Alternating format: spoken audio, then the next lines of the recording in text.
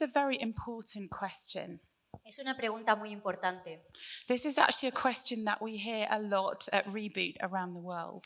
Y de hecho es una pregunta que se hace mucho en Reboot alrededor del mundo. Behind the question is the idea that somehow God must be responsible for evil. Y detrás de esa pregunta está la idea de que al final Dios es el responsable del mal. We can't really blame it all on Satan because God made him. No le podemos echar toda la culpa a Satanás porque Dios le creó.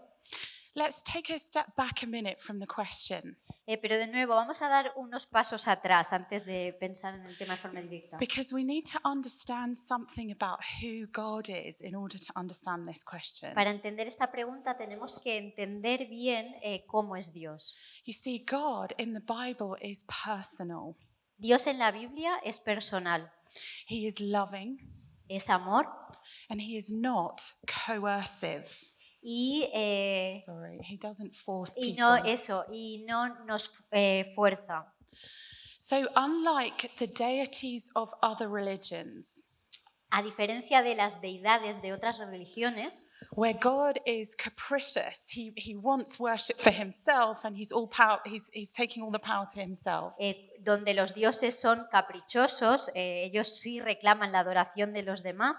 The orientation of the God of the Bible is loving towards people and longing for relationship. La orientación del Dios de la Biblia es amar a las personas y desear una relación de las personas con So él. what that means is that when he creates people, Y eso significa que cuando Él crea a las personas and when he creates beautiful, angelic hosts, y cuando crea pues a los ángeles, they have the capacity to choose to worship.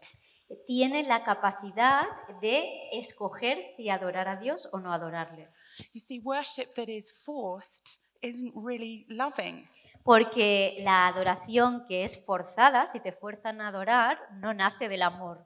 And so just as we read at the beginning of the Bible in Genesis that the man and the woman made a decision that caused the fall, Y de la misma forma que al principio de la Biblia, el hombre y la mujer tomaron una decisión de desobedecer a Dios y de ahí vino la caída. so we also see in the Old Testament in Isaiah chapter 14 and Ezekiel chapter 28 the story of how Lucifer, the angel of light, also fell. También encontramos en la Biblia que el Lucifer, ese ángel, cayó y lo encontramos en Isaías 14 y en Ezequiel 28. And what those passages tell us is that the issue for Satan was pride.